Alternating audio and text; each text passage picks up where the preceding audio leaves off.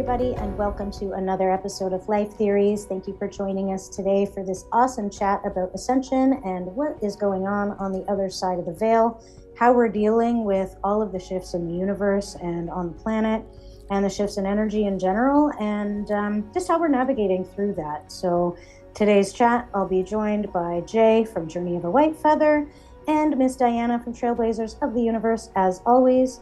Potentially, we might get a drop-in from Cortez from Spiritual Needs TV if he decides to join us, but if not, that's okay too. And so welcome to the chat today, guys. Thanks for joining. If you like what we're doing, share with a friend and like and follow. Let's get into it. So, Jay, you look like you're ascending right now, to be honest. What's going on over there? Yeah. I know what I did. He has his shades so what on. I did was, so I You look put my Shining so bright. You're I've looking got- into the I'm light there, Oh my bud. What's God. going on?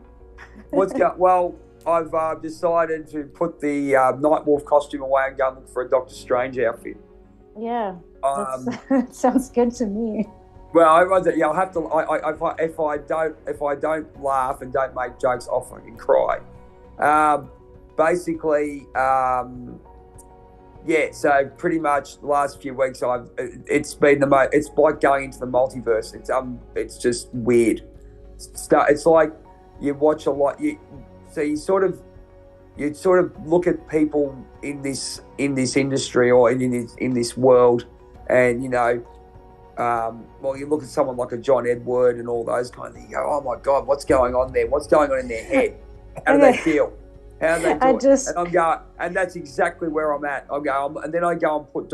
I watched Doctor Strange when it first came out. And I thought it was a very deep spiritual movie. If you look at, he's actually going through a spiritual awakening. Excuse me. He's got a twin flame soulmate connection with. So it's really bizarre that the topics and the topics about of what we talk about was back in, I think it was 2018, something like that they came out. But what a great movie. And when I did watch it, I was on this journey. I think I was going through my actual spiritual awakening at the time. And now I've gone through the second coming of it. We'll leave it at that. And I'm watching this going, oh my God, I'm living Doctor Strange. I'm ascending. I'm going to have to get the red cape.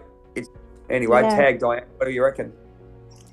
What do I reckon? What do you bloody reckon, mate? I like when you say Bloody reckon, mate. Oh goodness.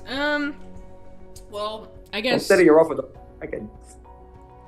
I guess when I'm just noticing, I think a lot of our spiritual gifts are being enhanced. Some people we've already had these things, right? But we're connecting. We came on Earth for a certain reason, but now the veil's thinner. We're doing a lot of healing, so now it's kind of like I think of it like a video game kind of. It's like unlocking a new level, and with the new level comes new challenges, because the more you're raising your conscious vibration, you have a wider perspective of your reality, right, and of everything. And so because you're having a wider perspective of it, you've expanded your consciousness, so you're seeing things from different lights, different perspectives that you didn't see it before. I think that's what I'm really seeing.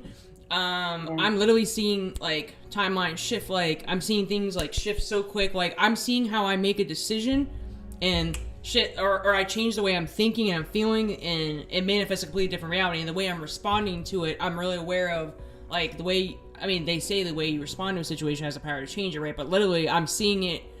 And because we're raising our vibration, we're manifesting quicker too. So that means both the good and the negative. I don't like to say negative really, but because you learn from those experiences, but what you're putting your intentions on, like your focus, your energy on, that stuff manifesting really quick now. And I've seen it shift. The good thing about it is it can shift really quick. So even though you're in a negative spiral, right? The second I see myself get out of it, my reality, like, I'm not saying I'm like in a different world all of a sudden, but it's kind of, but it's like my reality literally shifts. The people are responding to me differently. I almost feel like it's a completely different situation, all because I shifted, because I realized how powerful the way I'm thinking and feeling are, and that's why there's such a attempt to control the way we think and feel, because that's how they collectively create the reality they want, right? And now people are all waking up. This is a mass awakening. I don't know if you saw, even on TikTok, I'm seeing what's going on I know they're trying to ban TikTok on the U.S. right now, but you see in What? France, they Really? Are they? I didn't know that. So they had a court hearing on it. They say it's national security, but Yeah, I've heard a lot of stuff about how. but I'm not sure. I don't want to speak on it because I don't know exactly. But basically, I mean, look, I'm seeing what's going on in other countries now, how they're protesting. I'm seeing in France and there's a bunch of different countries I'm seeing on TikTok that are all going against things that have been going on for the past few years. And I think they don't want the U.S. doing it, to even though our economy is collapsing and stuff, pretty much. There's a lot going on there. So I'm researching more into it. But so for the U.S., it's a lot of the chaos, what I talked about before, the shadow work.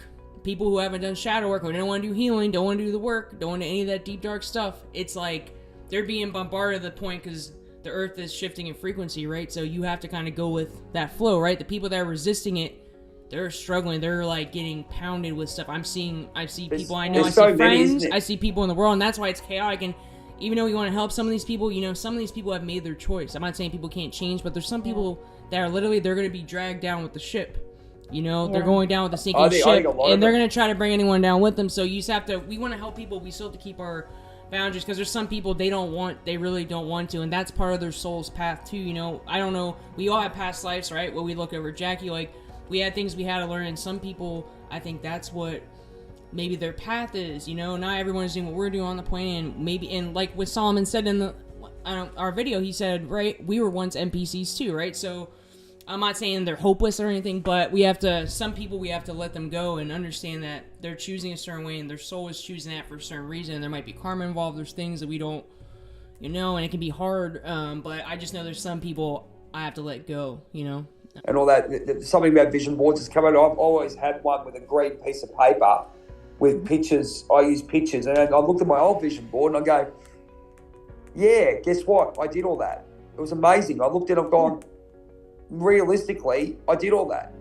Yeah. I had to look at it, I've done, if not most of it, And now I had to go, like when I went through what I'm going through, I've gone, new vision board, I'm looking at it now, and I've gone,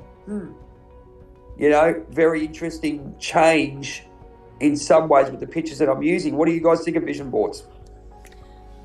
I love my vision board. I started doing something when I get home from my little vacation.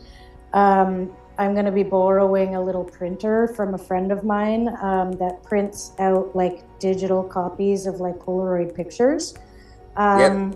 So when he gives me that, or when he comes and lets me borrow that, I really poorly photoshopped some pictures of my head on people's bodies doing physical positions I can't physically do.